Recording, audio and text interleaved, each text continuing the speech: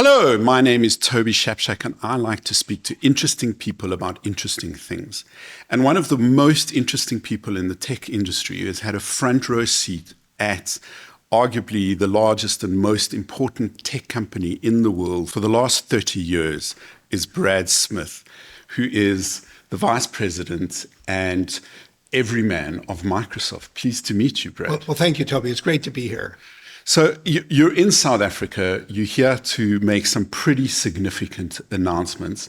I'm going to let you do that first because that's going to be the basis of our conversation about why AI is so important and why Microsoft is putting down a chunk of change to build AI infrastructure. Well, thank you. And it's exciting for me to be here. I've been coming here for many years. Microsoft has been here for 32 years. And really what we're announcing today is two things. The next step in expanding our data center and AI infrastructure in the country. We previously had invested just over 20 billion Rand. Today, we're announcing that we're going to add to that with another investment of 5.4 billion Rand to grow even more. Thank you. Thank you. Well, you're welcome. We are very grateful for infrastructure development. I think we all should be. And we are grateful for the opportunity to be here. And the whole reason that we're able to invest more is because people are using what we've built already. So it's a virtuous circle, if you will. You invest it, you build it, people use it, and you grow it. But there's a second aspect as well. And in some ways, maybe it's even more important because we're continuing to expand the work we're doing here in South Africa around digital and AI skilling. Indeed. We announced this earlier this year, an effort to add AI skilling programs to reach 1 million people here in South Africa. Today, what we're announcing is that we're investing, we're in effect paying for people so they can get the training and take the certification exams. As you know, if you have a Microsoft certificate for something like cloud architecture or cybersecurity or AI, you're going to be able to get a job. Yes. But not everybody can afford to even take the exam to get that certificate. Exactly. So we are equipping 50,000 people here in South Africa with that opportunity in the next year. So in a sense, infrastructure and skilling go together. They're the two foundational layers, if you will, that an AI economy is built upon. And I think hopefully what we're doing here today is going to help the whole AI sector, the digital technology sector, in South Africa continue to grow at even a faster pace. I agree. And it's great that you're doing that with the certification because I understand your policy is skills, certification, employment. Yes. And that's the right way to think about it because I can say I know how to program something in the cloud and I'm very good at doing X, but unless I can produce my degree that people know, actually, I did get a degree in English literature and journalism. You know, I once worked for an editor whose policy was never to hire someone with a degree. And he always said it was a craft, you know, and you had to learn it on the job. And that's what I like about the company you're working with, yes, the employment agency, and the fact that they do such on-the-job training, because it's not just the skills and the certification. It's enough skills to have the self-confidence for a young kid to walk into a job and say, I can do X, Y, and Z. I think what you said is so true. And it's true here in South Africa. It's true everywhere around the world. It's hard to get a job unless you have a credential. Yeah. And certainly a degree is a credential, and that's important. But even interestingly, people who get, say, a university degree may not have all the credentials they need to get a job, especially in a world that is so digitally focused. So that's where this program comes in. And I was able to spend some time yesterday at Yes, and it is extraordinary in my view. Just the notion that 37,000 people are moving through this pipeline every year and working for companies here in South Africa, earning a wage while they do so, but really then earning skills in many instances, adding to their credentials, and then going out and either getting jobs or even starting companies. That's a great thing. And I, as somebody who travels the world, who meets with a number of groups like this, it's clearly among the largest and most effective, I think, anywhere in the world. It's really heartening, isn't it? I look at projects like that. There are a bunch of other great kids incubators and NGOs and NPOs. It really fills me with hope that like this digital dividend that Africa has gotten is going to get the skills and access to the that's the other thing. I say to people all the time, why was YouTube invented in America? Because there was free Wi-Fi everywhere you went. The kids could fiddle about how to post a video to the internet. Most kids in Africa, or in South Africa especially, are spending most of their time trying to find access to the internet. So the fact that they get easier, quicker, faster access to the servers because your giant data center hyperscalers are based in country. That makes a significant difference. And no consumer understands that, but us geeks get how important it is to have the infrastructure closer to the country. That is a critical ingredient. And it is interesting because you're right. Most people don't have any reason to understand the importance of that. In fact, sometimes in the United States, people ask me, why don't you just build all your data centers in the United States and people can access them from around the world? And the answer is physics. It's called the speed of light. Yeah. Even when an electron can travel at the speed of light, it takes longer than what people would like for it to travel from, say, the United States to South Africa. That's called latency. What we need to offer are low latency services. Hence, we build a data center here in South Africa. We are building data centers around the world. We're partnering with other companies as well, like Liquid, which is building data centers and runs our services. And I think fundamentally, as we look to the future, not just in South Africa, but for all of Africa, we need to look to a future where there are more data centers. And then it is the point that you made. It is connectivity. It is Wi-Fi. Frankly, it still is building out electricity. And then it is providing people with devices so they can access all of this. Indeed, and I think Microsoft and other companies like Liquid and have done a great job of building up that infrastructure layer. Those, in many ways, are the basics of what people need: a device, access to the internet. The next thing that's coming that we're all staring at like a rushing train is the AI economy. Generative AI. I often say to people, it's called generative because it generates something. People never stop to think. So now for my nearly 8-year-old son, by the time he gets to high school, I learned to type on a typewriter. He may never learn to type because we will be talking. Natural language processing I love the way the computer industry found such a great way to say talking, natural language processing. We come up with fancy words that mostly confuse people to cover everyday vocabulary. That is true. Exactly. So now Gen AI to my son's generation will be just another skill like a bicycle or a typewriter or, a powerful digital phone that can access anything on the internet anywhere with signal. One of the amazing things for any of us who've worked in the tech sector for a long time or around it is things very quickly go from an initial point where they feel like magic to a point where we take them for granted. Yeah. Generative AI, take something like ChatGPT or Microsoft Copilot. It's the latest example of that. It's hard for people to remember, even for me. It was just 2.5 years ago, less than 2.5 years ago, that ChatGPT was coming out. And in fact, the month before, we had access to it so we could show people. And I would go into places like literally the White House. We couldn't take a computer in because of the security. So we would write up some prompts and print out the results and show people. They had never seen anything like it. I still remember we went in, it was the night of a state dinner. President Macron was coming to the White House. So we wrote up a prompt, write up a toast for President Biden to give for President Macron tonight. And it did it. And then I added a new prompt. Well, incorporate in this a reference to the accomplishments that President Macron is most proud of in terms of what he's done in the last 12 months.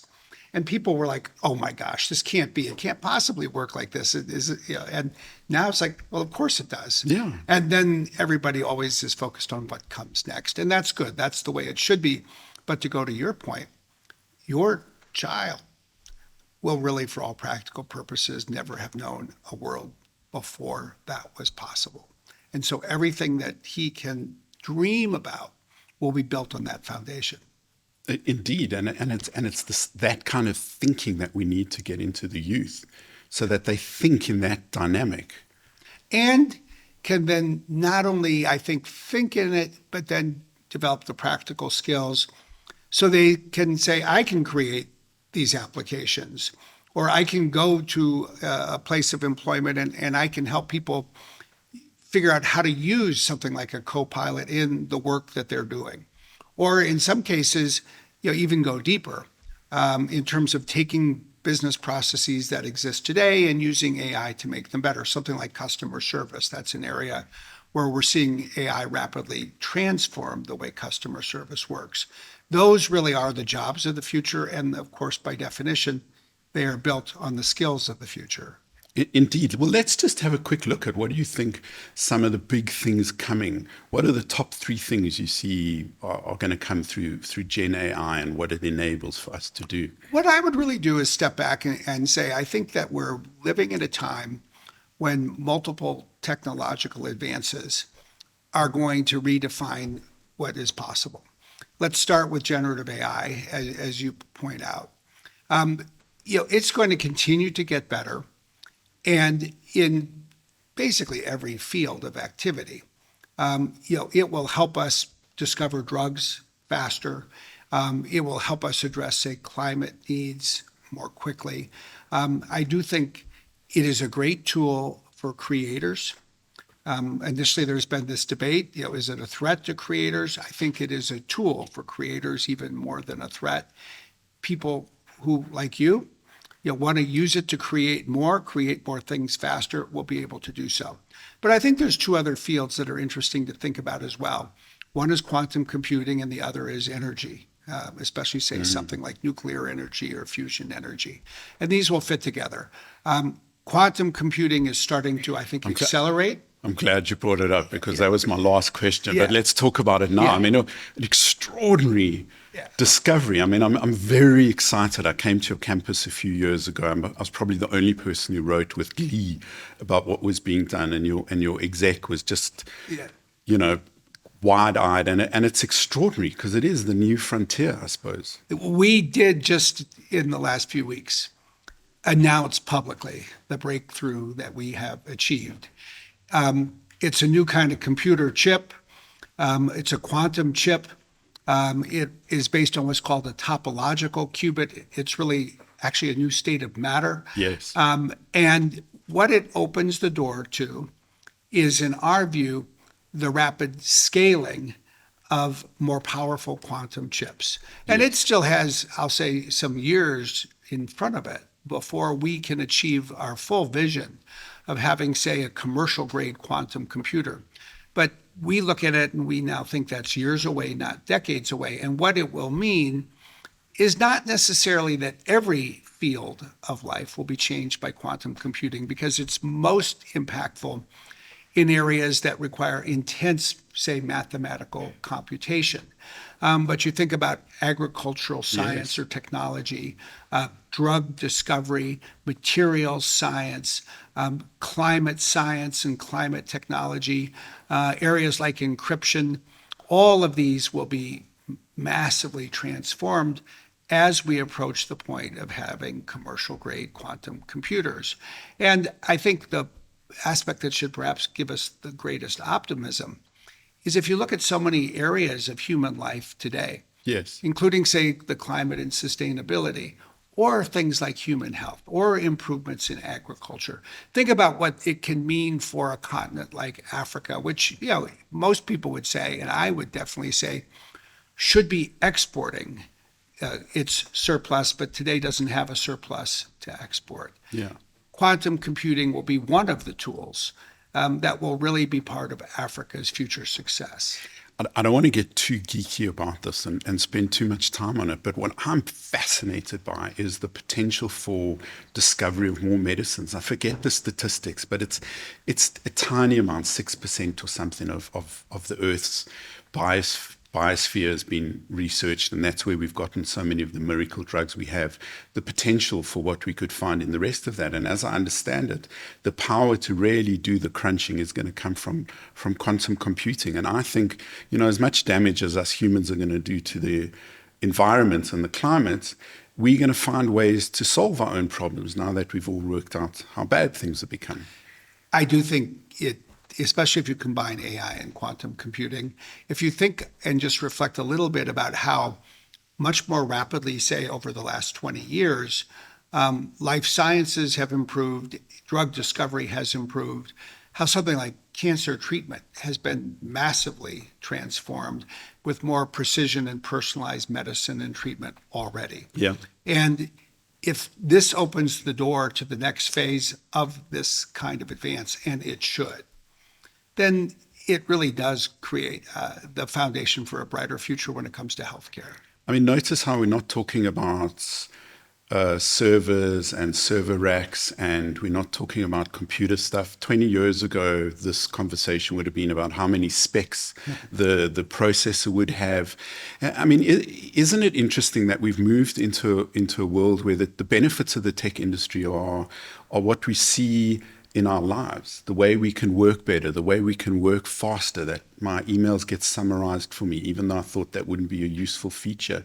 Isn't it interesting how things evolve in such a way that we're more focused on what we can do with them as opposed to, we're more drivers than we are mechanics? It's a fascinating point. And of course, at the end of the day, it is all of those server racks and graphical processing units that are powering AI that are going into, say, our data center infrastructure in South Africa.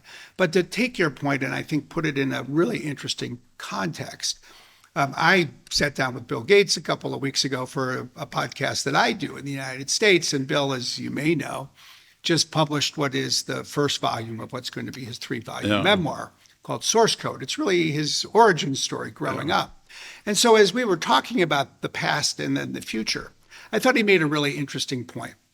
When he was a kid, computing time was scarce. Yeah. It ran in these big machines like a data center, but you couldn't really get access to them. It was very expensive.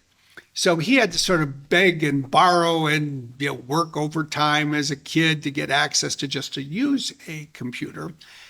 And then what he saw and what he and Paul Allen created in Microsoft was a software company based on a vision of the future where access to computing would become plentiful. That is the world in which we live. Yes. Everybody can have a laptop if they can afford it. A smartphone really is a computer in your pocket. So computing has become plentiful. And the point he made is as we look to the future and we think about AI, we think about something like quantum computing, intelligence becomes plentiful. Yeah. And especially when you can imagine access to intelligence, and in my view, not to replace you, but to help you ask more questions, find more answers, be more creative than what you just described, is, I think, the real definition of what I hope will be the second quarter of the 21st century, where all of these resources can be used to help unlock some of these mysteries that stand between us and the kinds of advances we would like to see. Yeah, and that's enabled, like you say, by the infrastructure, and there's going to be a little bit more of it here in South Africa. Also, it creates employment, and it has a network effect in terms of how it catapults extra growth, doesn't it? I love visiting our data centers. I love visiting them when they're under construction, and I love visiting them even more when they're operating. These are some of the biggest physical infrastructure projects on planet Earth today. Because they start with, you have to acquire land, you've got to bring in power, you've got to bring in fiber, you build these massive buildings out of steel and concrete, then you set up this massive liquid cooling network. And I've seen your research on that. That's really fascinating. And it all powers all of these machines. room after room of computers is really extraordinary. But you're right. When you build this in South Africa, as we are, of course, it's great. You have this physical infrastructure investment, all the jobs that come from that. But what it really means is people have speed, low latency, things moving in less Yeah. than the blink of an eye. They know their data is in the country. They know that their rights are protected by the laws of the Yes. country. They know Very that a important. company like Microsoft, one of the important things we do is we work with our customers and say the government to protect the cybersecurity of the country, which we're able to do more effectively because we have this data center infrastructure here. So it is sort of, in my view, a little bit of a modern day marvel, and we're not the only ones doing it. You have other great American companies, and you've got companies from other countries. But I do think that at Microsoft, I think it's fair to say we are building more data centers in more countries than anybody else, precisely so we can provide these engines of growth here in South Africa and elsewhere. Indeed. And I mean, I think about that. It's like there was a stage where the great infrastructure built in the world were dams or harbors or the Panama Canal. You know, if history will look back in a couple of 100 years and say, this is the era of the data center, the hyperscaler. This is the new plumbing that the economy needs, isn't it? It really is whether it's the plumbing or the central nervous system, it is what we call an AI economy, the economy of the future. It's what it's built on. And it brings a lot of responsibility. For us, we have to think about cybersecurity. We have to think about the climate impact, all of the sustainable materials and operations that we need to put into this to build it and manage it responsibly. There's a lot that goes into it in terms of the protection of privacy and the digital safety of, say, children. So it is really at the forefront of a lot of things coming together, from the physical world to government policy and really a social contract, if you will. Yes. We need, in my view, to earn every day our license to operate, to prove to the people of South Africa that they're right to trust us and this data center. That's what we're here to establish every day. It's a very heartening thing to hear, especially I was going to talk about cybersecurity and data privacy. I mean, I'm comfortable giving you my data because I know about the Microsoft corporate governance. But I just want to say, to conclude your comment that it's a miracle of a modern miracle, and that's kind of how I think about the world at the moment. The fact that we have such an incredible health industry that comes up with these, cures for cancer or Sembec or statins or all of the amazing medications we found to prolong human life and all of the other things that come as a direct result of technology being used for good or for bad. So in a couple of 100 years, people look back and go, it was the era of the data center infrastructure. Let's hope those people look back benevolently on us in 300 years. Well, I think we can predict and maybe hope for two things. I mean, right now that people will look at what we're doing and appreciate that we're at the forefront of something important and new. And you are absolutely right. Just like you can sit here in 2025 and look back at, say, 1875 and say, wow, people laid these railroad tracks. Now, that's a mature industry sector. You take it for granted. There will come a day, a century from now, when people will look back at us and say, well, of course they did it. It couldn't have been that hard. We live with it all the time. Yeah, we've got our own data center in the garage. Could be. We'll see. Brad Smith, thank you very much for this interview. It's been really great. My name is Toby Shapshak. Thank you for listening and watching the Stuff podcast. Sally Hudson is our executive producer. Hans Baumgarten is our director of audio. And the two Tsepos are our brilliant videographers. Thank you very much for watching and listening. Please do subscribe and like this wherever you get your podcasts. And you can read more every day on stuff.co.za.